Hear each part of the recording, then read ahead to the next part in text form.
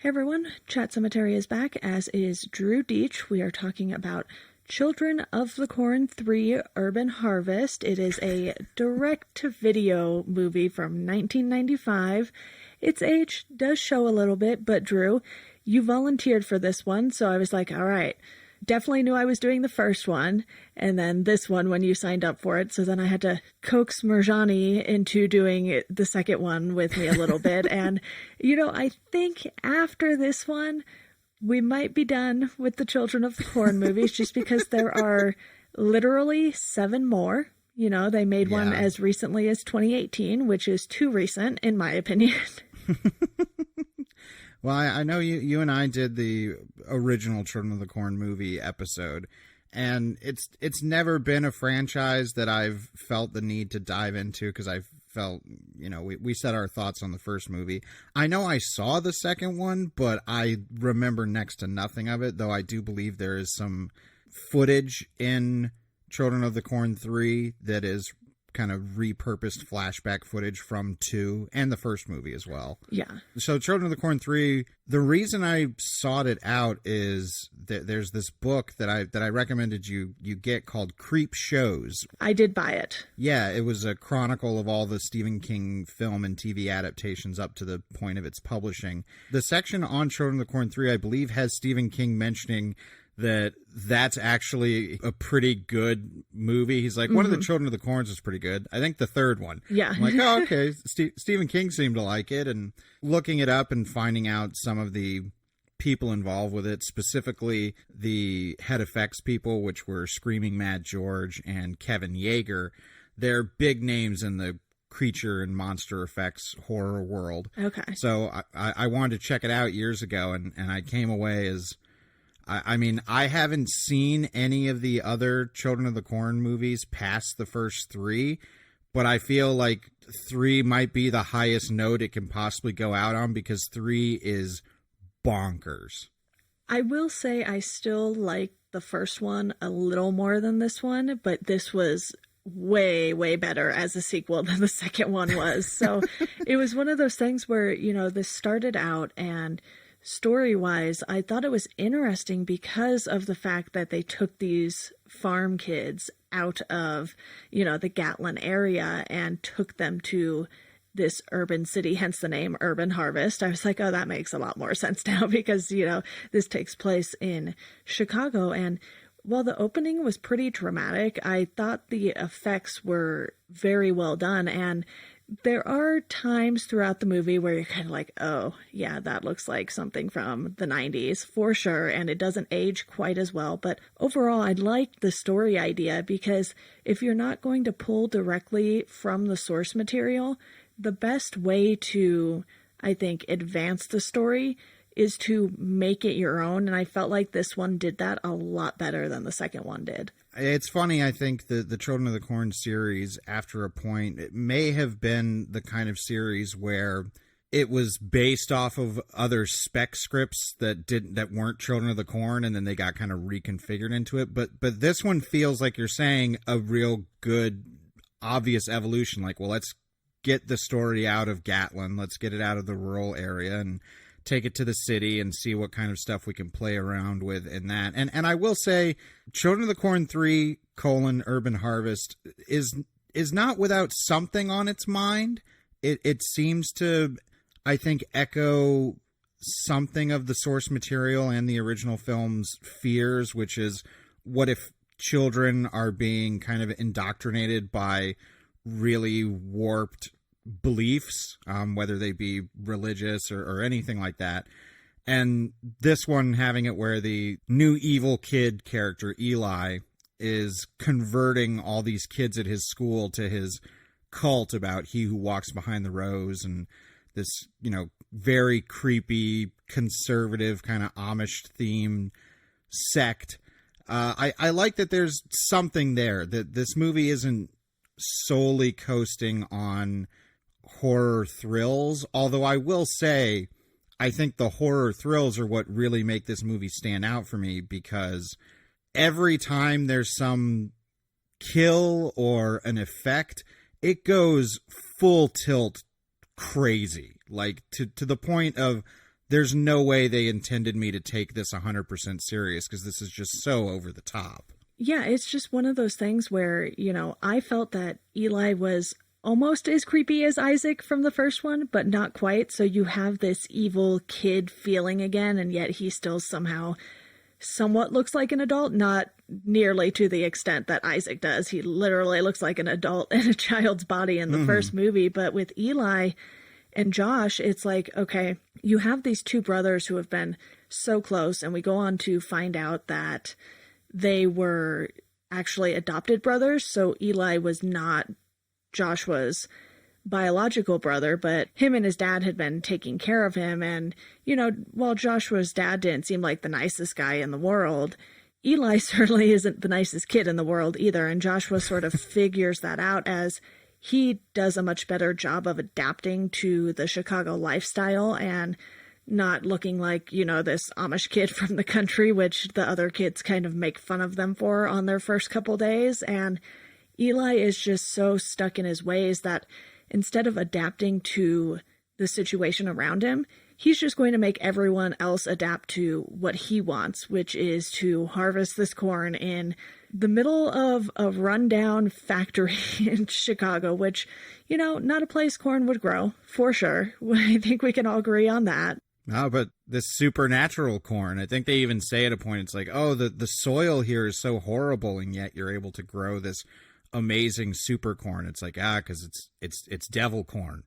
Understand, like, that's one of the reasons I love this movie is because I get to say something like devil corn, because that's a thing in this movie. There is evil supernatural corn, which certainly was in previous Children of the Corn movies, but I feel like this is the first one that really runs with that concept and says, like, this is silly, so why not have the most fun with it we can? So I really think that the thing that stands out for me about Children of the Corn 3 is that kind of embracing the silly gonzo, almost EC Comics nature of the material. But there are some things that hamper it. And you mentioned Eli. The actor who plays him, Dan O'Cerny, he's okay, but a majority of his performance seems to have been dubbed over. I mean, sometimes it seems like it's his actual voice. Other times it appears that he has just been dubbed to sound maybe a little bit older. This isn't counting when he's saying some demonic stuff and getting weird voice effects. It's like, no, even during just simple scenes. So I think a little bit of his performance, it gets lost because of that aspect. And even so, I think the performance that we see is okay, but if this was like a really charismatic, wonderfully kind of big showy performance from a kid actor as this supernatural villain, I think it would land a lot more than it does in the current version.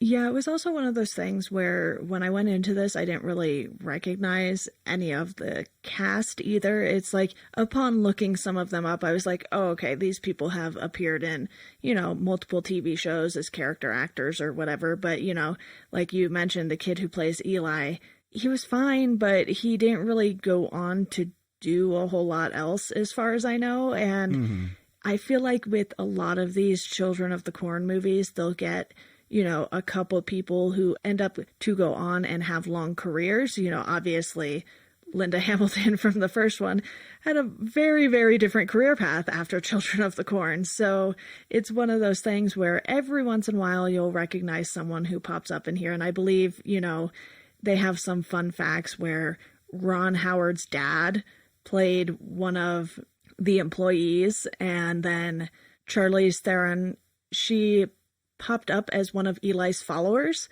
and I was very carefully watching for her because I was like, okay, they just have a group of people, and I think I caught a glimpse of her like once or twice, but I don't think she really has any spoken lines. No. And I was like, okay, amazing that you got this big name, or this person who would go on to be such a big name, as an uncredited person in Children of the Corn 3.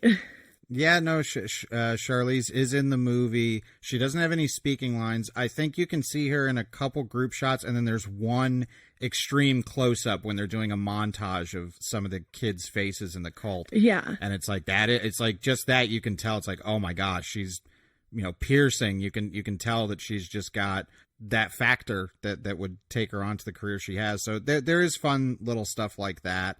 I think, and I'll get to why I love this movie in a minute, but I will stay critical. I think the big problem with Children of the Corn 3 is that when the more kooky supernatural stuff isn't going on, the movie's pretty boring. Mm-hmm. That I will absolutely attest to that when it's, and I think it's a combination of a lot of factors. I don't think that the relationship between Eli and Joshua, it's actually set up really well. I like the little things like they always want to stay together and, you know, they sleep in the same bed together and all this kind of stuff. But after a certain point in the movie, once Joshua reveals that Eli's adopted, any kind of familial bond they have just gets thrown out the window. There doesn't seem to be any real conflict on Joshua's part about like, okay, Eli's evil, but he's my brother. I love him. What can I do?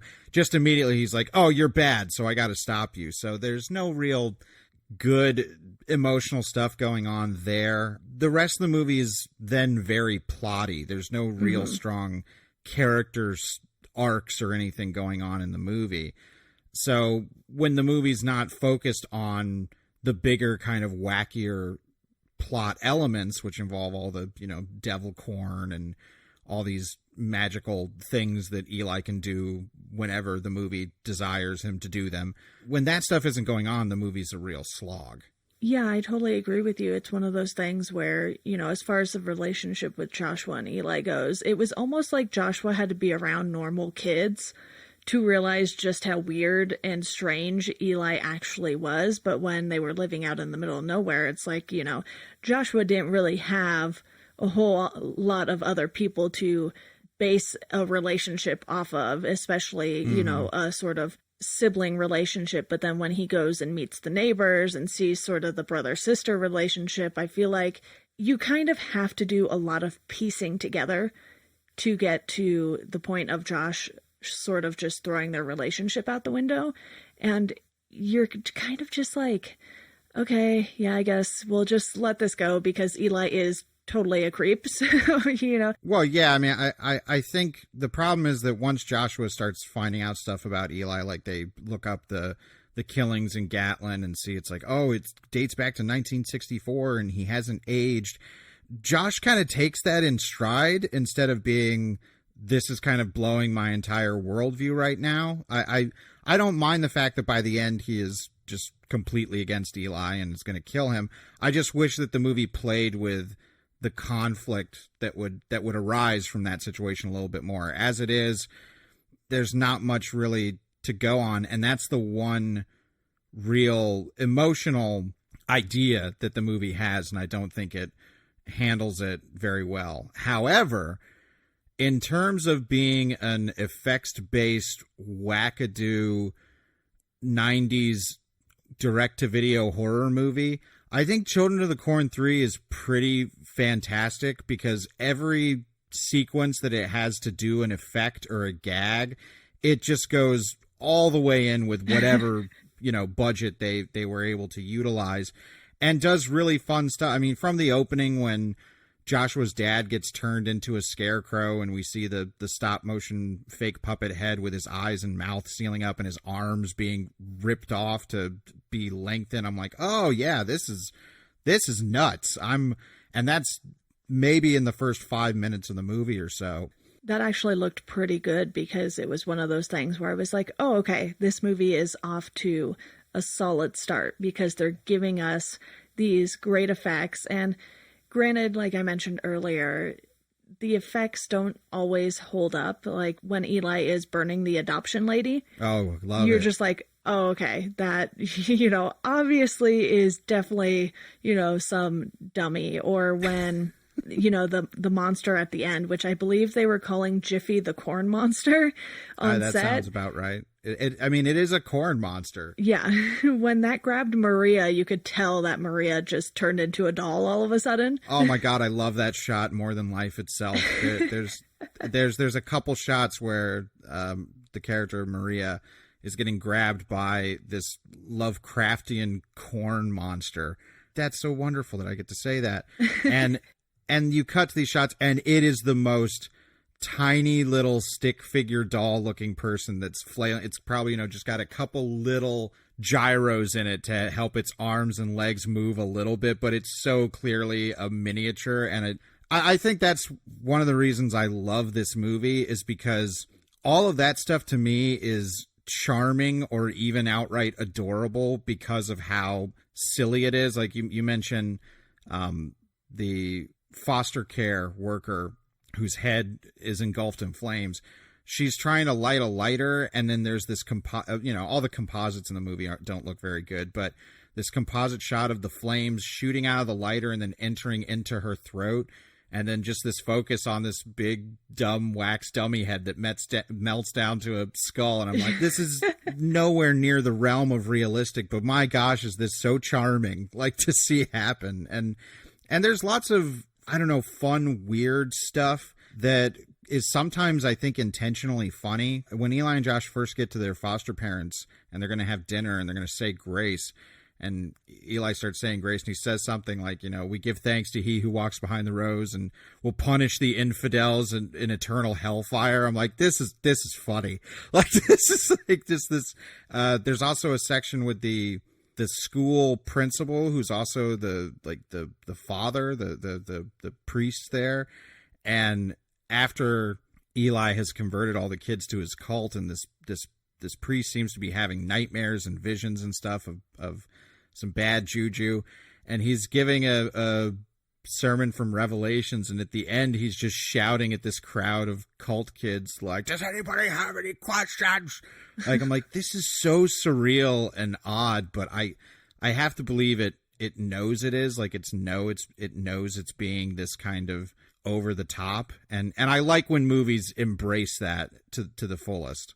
I feel like this was one of those things where you knew some of it was going to be comically bad going into it, like, the wax head being burned. And because of the fact that it was direct to video, you have a different set of expectations going into movies like this. It's how I felt about Sometimes They Come Back, A Return to Salem's Lot, these ones that if they did get theatrical releases, they were very small. And initially, this movie was supposed to get a theatrical release in 1994, but it kind of just got put off to the point where, in 1995, they were like, all right, direct to video it is. And I'm pretty sure every Children of the Corn movie after this was probably also direct to video, maybe with the exception of the sixth one because it was Isaac's Return. But I feel like that still would have been direct to video too.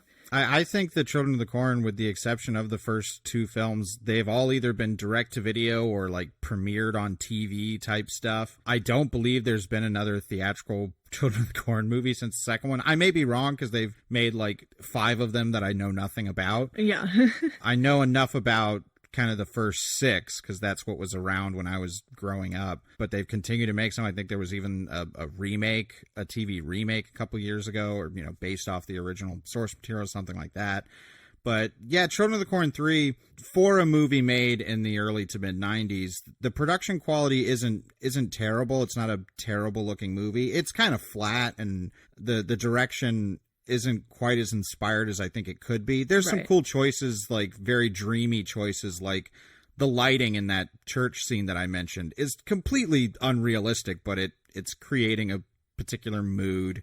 And like I say, I really think that the gore effects, courtesy of Screaming Mad George and his company, are what set the movie apart, because anytime they have a chance to do something really silly and gross, I can feel them having fun with it, such as when a character is pulled apart by corn stalks and his head is made into like a giant corn stalk, and his spine just gets pulled out.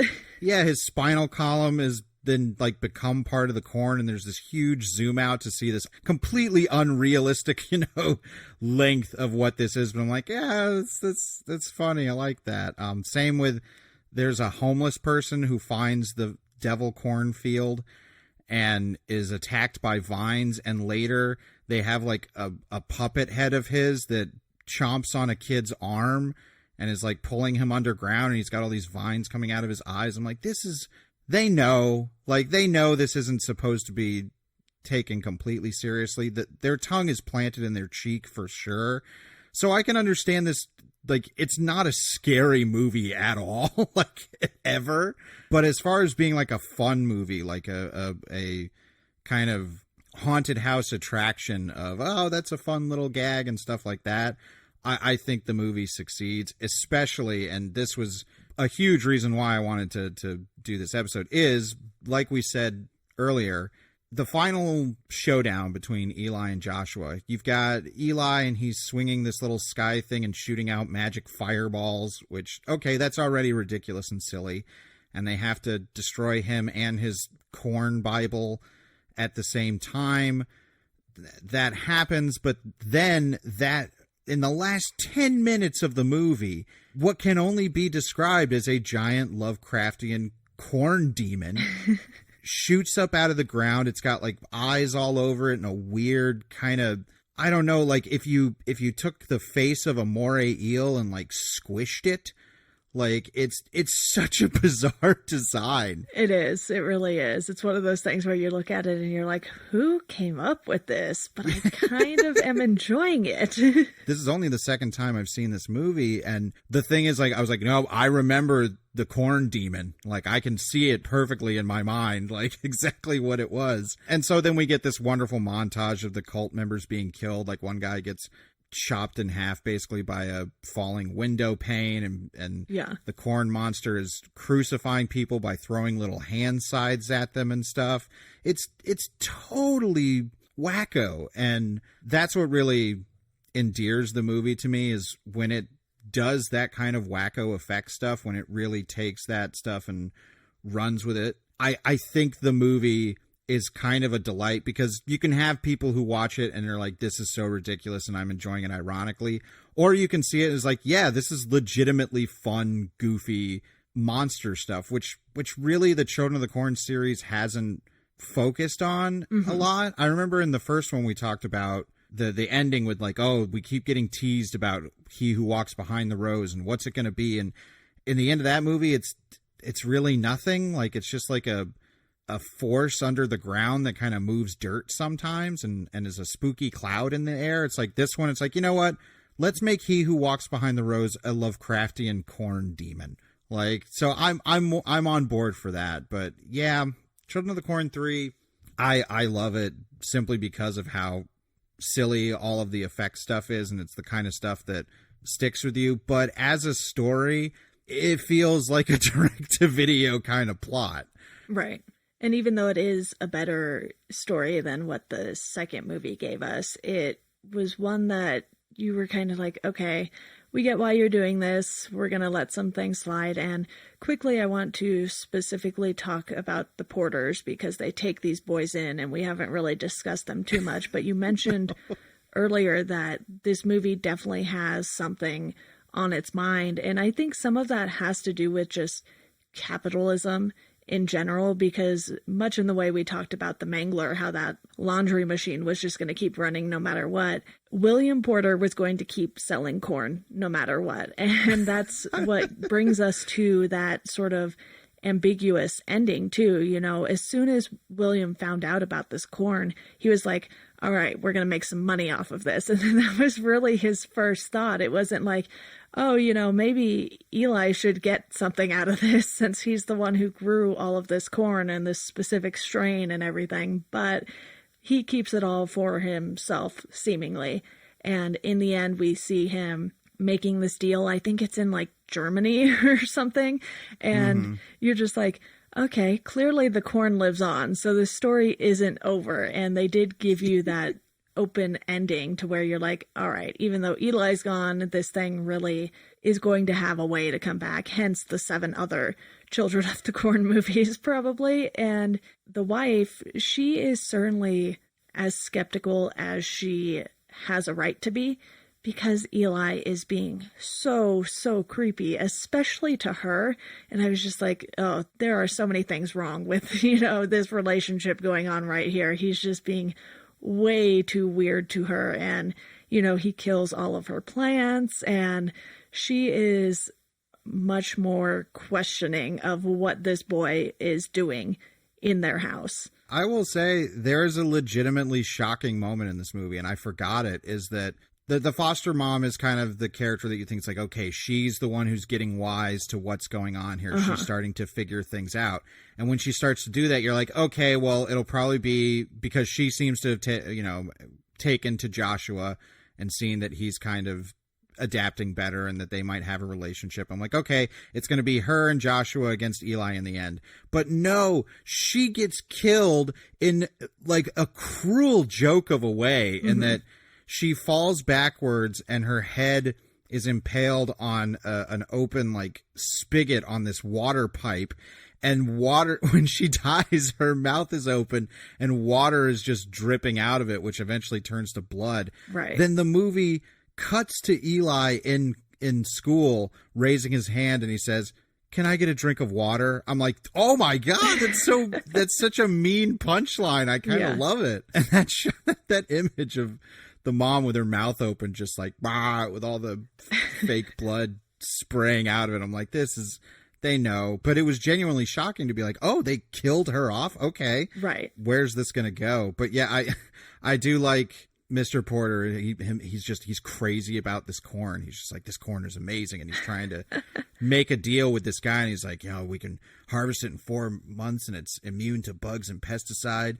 And then the guy says something. It's like, well, you'd have to do this, get this passed first. It's doing it this way. It's not really ethical. And and Porter just goes, fuck ethics. Like he turns into Gollum for a second. Yeah. And the guy's like, I think that's the first time I've ever heard you swear. And it's like, he's just, this demon corn is his precious. So I think there's a lot of kind of campy value to be had with the movie because it's really leaning into all that stuff. And I really think that it is self-aware of that. I don't think it's, unconscious of how silly it is.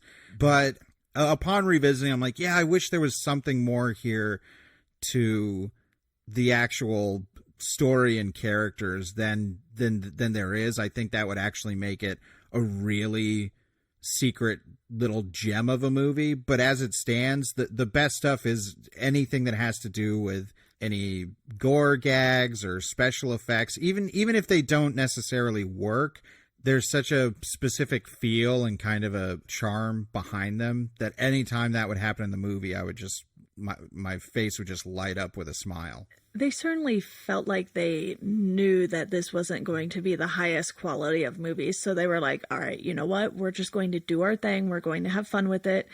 And people will probably go check it out because it has this tie to Stephen King. And I can't speak to the success of it or anything. I didn't find any numbers on that since it wasn't a theatrical release. But, people wouldn't still be making Children of the Corn movies if nobody was watching them. At least I would hope not, Well, yeah, I mean, my assumption being that this was direct to video, because I certainly remember this VHS cover in every video store I went to growing up. So it's like, oh, well, then that meant they had good sales, to rental places. And I'm assuming that it did well enough that it's like, yeah, they kept making more and more after that, relatively recently after that. It wasn't like the franchise sat for a while or anything.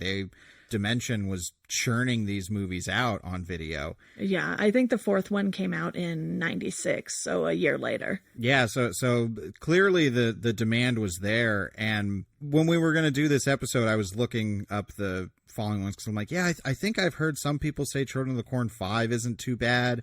And then I look up and Children of the Corn 4, Naomi Watts is starring in it.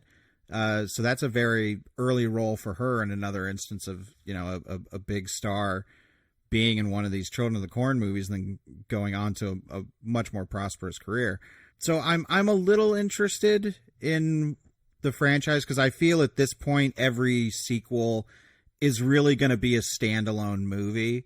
I think Children of the Corn 3 even works that way. I think Children of the Corn 3 you could see it without seeing the other previous two. And like, oh yeah, they fill you in on enough of what's going on, and it's nothing directly connected to the first two that it's essential to see them. And I have a feeling that the following Children of the Corn movies are probably going to work the same way. Is that it's Probably. like, yeah, these are all just standalone stories, and you can kind of take them however you want. But yeah, I really want more people to see Children of the Corn 3, because I think a lot of people would enjoy it as just a fun goofball effects movie. I think just on those merits alone, it stands above the other Children of the Corn movies. I think it's, having not seen all the Children of the Corn movies, I can't make this statement, but I feel comfortable enough saying it's probably the most fun Children of the Corn movie that there is. It's certainly one of those where you should just grab some snacks and watch this, have a good time. And, it's only about an hour and a half, so it's not going to take up too much of your time. And, luckily by the end of it, I wasn't like, oh my goodness, I just wasted an hour and a half. And I, posted on Instagram joking, I was like about to sacrifice an hour and a half of my life for this, but it didn't end up being as bad as I expected. And just to have some reference points, I gave the first Children of the Corn movie a 3 out of 5.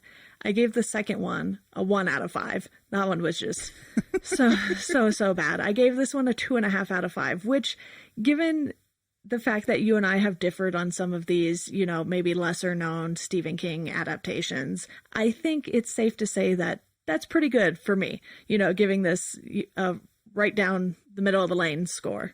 Yeah, I definitely think that these kind of movies, they get forgotten about, and there's a number of them that they probably deserve to be forgotten about because they're not doing anything super remarkable. Mm-hmm. But I think there is some remarkable stuff in Children of the Corn 3 Urban Harvest. Stuff that if you haven't seen kind of effects gags from Screaming Mad George before, that this will have stuff you're like, I've never seen that done in a movie before. I've never seen sentient corn rip a man's head and spinal column out of his body and then make it into a giant corn stalk. I've never seen a Lovecraftian corn demon that swallows a woman who is then cut out from inside the goopy corn stalk veiny body before she gets digested. That happens in this movie, folks. That actress must have had quite a day. Oh my God. There is so much goop on her. Like, I'm glad you mentioned that, is because I had that same thought of just like, that is some of the most goop I've ever seen an actor have to succumb to for a scene.